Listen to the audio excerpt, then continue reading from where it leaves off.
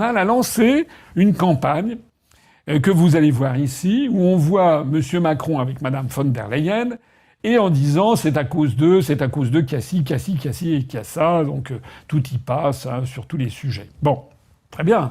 Mais c'est de la publicité mensongère. Puisqu'en fait, sur les réseaux sociaux, où les électeurs qui voient ça, ils se disent « Ah ben, le Rassemblement National, quand même, ils nous défendent, ils dénoncent ça. » Oui, mais ils dénoncent quoi, en fait? Ils proposent de rester dans l'Union européenne. Ils ne dénoncent rien du tout. Et d'ailleurs, les attaques sont des attaques fallacieuses, puisqu'ils dénoncent l'entente entre Macron et Mme von der Leyen. D'accord. Mais demain, avant Mme von der Leyen, c'était Juncker. Avant Juncker, c'était Romano Prodi. Avant, il y avait eu Jacques Delors, il y avait eu Barroso. Mais tout ceci, ça avait mené à quoi, en fait? C'est la même chose. Et demain, après Mme von der Leyen, ça sera je ne sais pas qui, ça sera la même chose. Et du temps de François Hollande ou de Sarkozy, c'était pareil.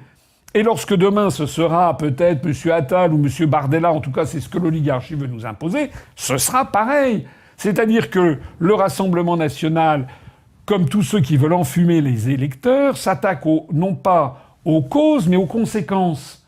C'est-à-dire qu'ils dénoncent des conséquences, mais sans préciser les origines. Et en restant dans le cadre de l'Union européenne. Le caractère faux cul également du Rassemblement national, on l'a vu au moment le 17 octobre dernier, au moment où le Parlement européen a voté pour ou contre le fait d'envoyer 50 milliards d'euros supplémentaires à l'Ukraine, à ce gouvernement Zelensky ultra corrompu.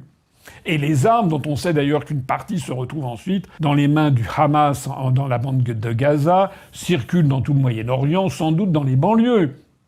Alors, je rappelle que lors de ce vote qu'il y a eu le 17 octobre dernier, normalement le Rassemblement national aurait dû voter contre les 50 milliards d'euros.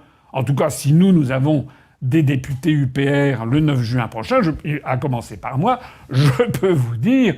Et les 17 ans qui viennent de s'écouler sont là pour témoigner que je ne vous tromperai pas, puisque je ne vous ai pas trompé dans l'adversité, je ne vais pas vous tromper à partir du moment où j'aurai un poste de député qui me permettrait enfin de dire ce que je pense. Ben, si nous avons des députés, nous voterons contre les 50 milliards d'euros. Alors qu'a fait le Rassemblement national? Il s'est abstenu. Abstenu. Exactement comme M. Bellamy s'est abstenu sur l'affaire du rapport de Mme von Leyen. Est-ce que c'est normal de s'abstenir là-dessus? Non. C'est absolument anormal, parce que les 50 milliards d'euros, il y en aura 9-10 milliards qui vont être payés par les contribuables. C'est une honte. C'est une honte que le Rassemblement national n'ait pas voté contre ça. Le Rassemblement national, par ailleurs, je le rappelle, ne propose absolument pas de sortir de l'Union européenne ni de l'euro. Mais en revanche, il a des bonnes fées qui essaient de le faire croire. J'ai vu notamment, vous l'avez vu, j'ai déjà eu l'occasion de le souligner, que lors de la conférence de presse, M. Macron n'a pas arrêté de taper sur le Rassemblement national. C'est-à-dire qu'il lui a rendu service. Et ma crainte, et ce contre quoi je me bats, parce que je ne suis pas là pour craindre, vous me direz, c'est que tout le monde s'habitue à ça. Et plus personne ne dit que le Rassemblement national, comme toutes les extrêmes droites en Europe, c'est surtout et avant tout le pays de l'appauvrissement collectif. C'est le parti de l'appauvrissement collectif. C'est le parti du mensonge, et ça le continue de l'être. Puis la deuxième chose, c'est le parti du transformisme. C'est-à-dire qu'il y a 6 ans et demi, il était pour sortir de l'Europe et de l'euro. Et maintenant, il est pour y rester, mais pour ne plus en respecter les traités, comme l'extrême gauche. Même programme.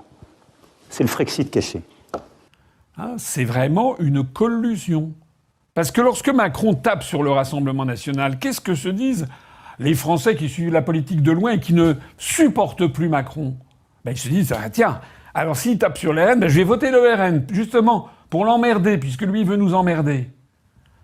Imaginez, par exemple, que M. Macron, au lieu de taper sur le Rassemblement national pendant la conférence de presse, imaginez qu'il ait dit « Alors il y a un parti qu'il faut absolument bloquer, c'est l'UPR, parce qu'ils sont en partisans du Frexit, alors que le Rassemblement national veut rester dans l'Union européenne, et puis ils soutiennent l'Ukraine. Donc surtout, il faut absolument pas voter pour l'UPR. » Mais si Macron avait dit ça, je peux vous dire que nous, on aurait eu des milliers, des dizaines de milliers d'adhésions.